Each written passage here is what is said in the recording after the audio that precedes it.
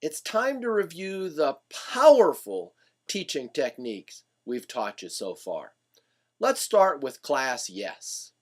This is our attention getter, and you use it whenever you need your students' attention, which is all day long. All right. You teach your students that however you say class, that's how they say yes. So, if you say class, they will say yes. If you say class, class, class, they will say yes, yes, yes. You say classity, classity, they will say yesity, yesity. If you think about it, you can always find some different ways to say the class yes. We need to use variety with the class yes because we use it so often. So, use class yes the same way 4 or 5 times and then come up with a different one. Class! And they'll say, yes! And they'll laugh just like I did. Here's a sign that goes with the class yes. Put it up as soon as you introduce this really powerful principle.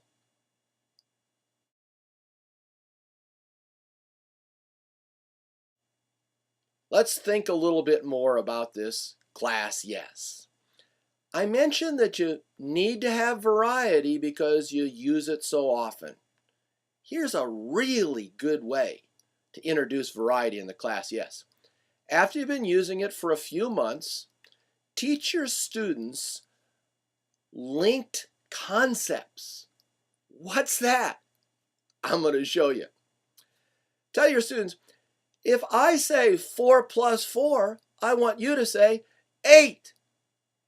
Or if I say capital of California, you know we've covered that, so I want you to say Sacramento. Or if I say part of a title, 3 little, what will you say? And the kids will say, pigs. You see, with linked concepts, you can use the class yes in so many different ways and review course material. What's better than that? I think you're going to love it. Yeah. All right. Now let's talk about the 5 classroom rules. Here they are with the gestures. Rule number 1, follow directions quickly. Rule number 2, raise your hand for permission to speak. Rule number 3, raise your hand for permission to leave your seat. Rule number 4, make smart choices. And rule number 5, keep your dear teacher happy.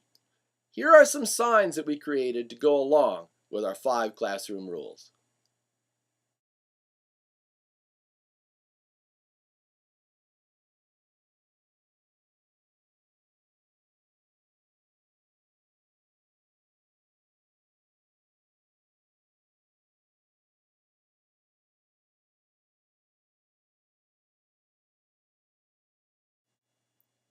Let's make a few last points about these 5 classroom rules.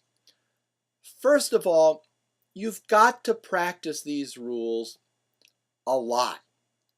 The more you practice the rules, the more the concepts will turn into actual classroom behavior. Here's our second point, and it's a word of caution. We've said that when you see 2 kids who are talking, what you can do if you want to is say, Rule 2, and your class is trained to chorus, Rule 2, raise your hand for permission to speak. Now, after you've done this for a while, something else might happen. If you've got some challenging kids, they'll see 2 other kids talking. And the challenging kids will say on their own, Rule 2, raise your hand for permission to speak. Now, on the one hand, you want to say, that's great, but I'll be in charge of Rule 2 and I'll let you kids know when we need to focus on Rule 2. In fact, you might have to repeat that a few times and just get your kids used to They're only going to talk about Rule 2 when you give them the cue to talk about Rule 2. Here is an important lesson that I've learned. Don't go into teaching if repeating yourself bugs you. Why? Because teaching is repeating. Yeah, it is.